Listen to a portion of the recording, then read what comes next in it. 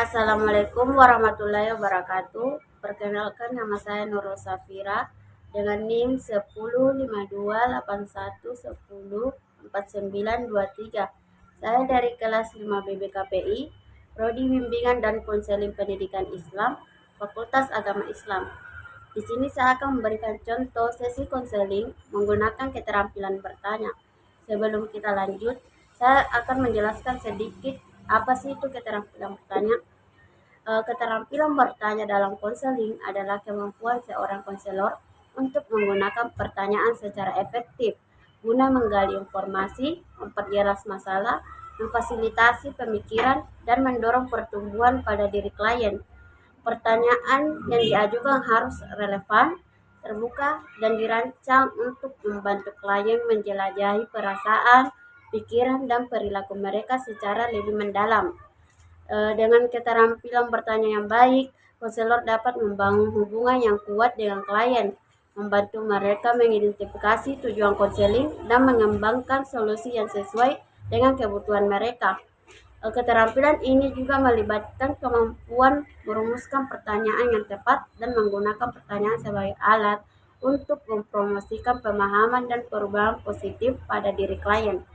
Eh, Itu saja tadi sedikit penjelasan dari keterampilan bertanya. Kita lanjut ke sesi konseling. Selamat siang, Ilham. Selamat siang juga Ibu. Bagaimana perasaanmu saat ini? Perasaan saya saat ini itu saya bingung ya karena perasaan sedang kecewa dan kurang kurang semangat lah. Apa yang membuatmu merasa kecewa dan kurang semangat? Yang membuat saya itu kecewa karena kemarin saya dapat tawaran dari teman yang kerja di Cina sebagai pelatih bulu tangkis, dan kebetulan saya juga pelatih bulu tangkis, dan saya juga pelatih bulu tangkis di salah satu klub di Makassar. Jadi teman saya menawarkan untuk melatih di Cina, tapi tawaran itu ditolak oleh kedua orang tua saya. Jadi alasan kamu kecewa itu karena orang tua kamu tidak mengizinkan kamu untuk berangkat ke Cina. Ya, terus terang itu bukan tidak kecewa sama orang tua, tapi kecewa karena tidak mendukung, karena saya kesana itu untuk salah satunya itu membantu keluarga, kedua itu menambah pengalaman, apalagi negara luar yang memanggil untuk melatih orang luar negeri, khususnya di China, salah satu negara yang bersaing juga sama Indonesia dalam hal bulu tangkis. Apakah ada hal yang bisa kau lakukan untuk membuat keluargamu mengerti posisimu saat ini?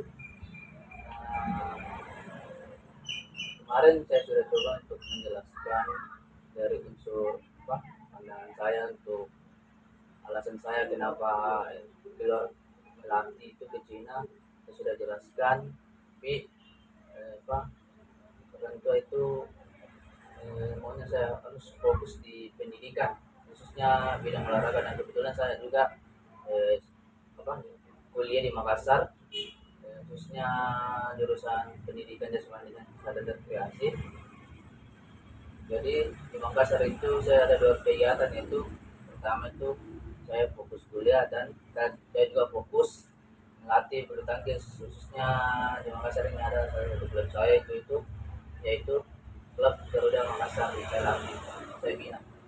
Apakah ada alasan utama yang keluargamu kemukakan sehingga dia melarang kamu untuk ke luar negeri? Bisa dibilang tadi? Apakah ada alasan keluargamu yang kemukakan sehingga dia melarangmu untuk ke luar negeri? Alasan kedua orang tua itu salah satunya tuh kakak aku juga terlibat dalam ambil keputusan, dan saya ambil izin itu pertama kedua orang tua saya, mama, bapak, dan kakak saya, kebetulan saya anak kedua.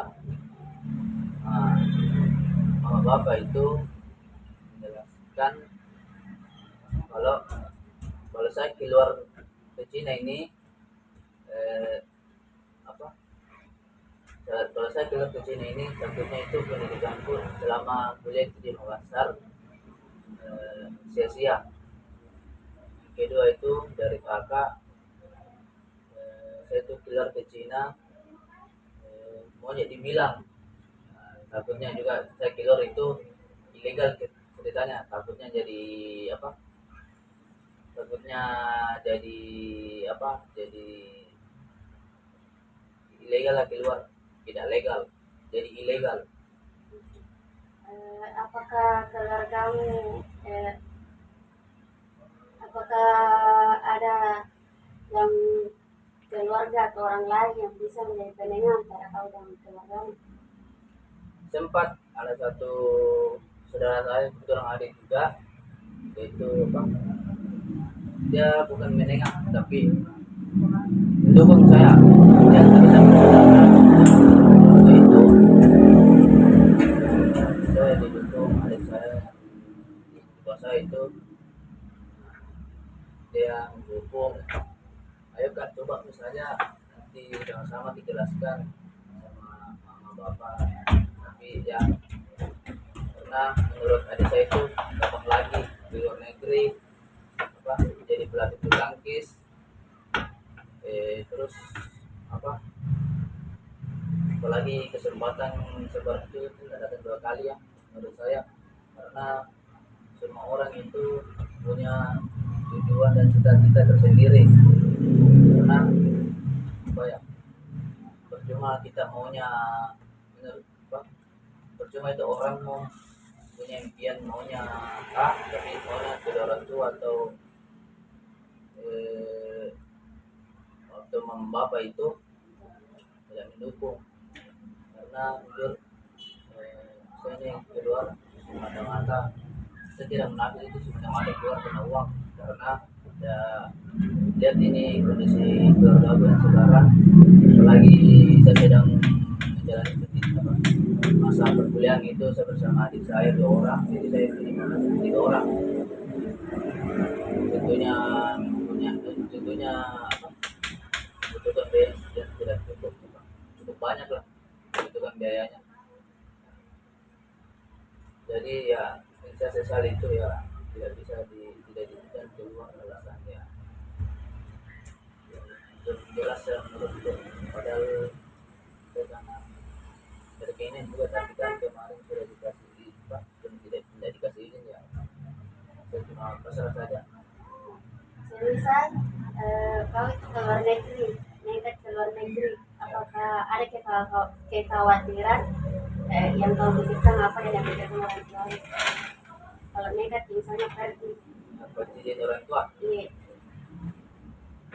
kalau ke luar negeri itu tanpa izin orang tua itu apa, kalau keluar karena eh, nama kan juga keluar apa, nama kan juga itu jalan ke depannya itu kalau misalnya saya tidak diberkahi sama orang tua, saya mau ini saya